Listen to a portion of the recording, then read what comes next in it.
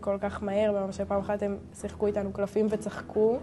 מילה הכי קטנה שאומרים, אז אחד החמסים יצא מהחדר, חזר עם אקדח שהוא מכוון עלינו.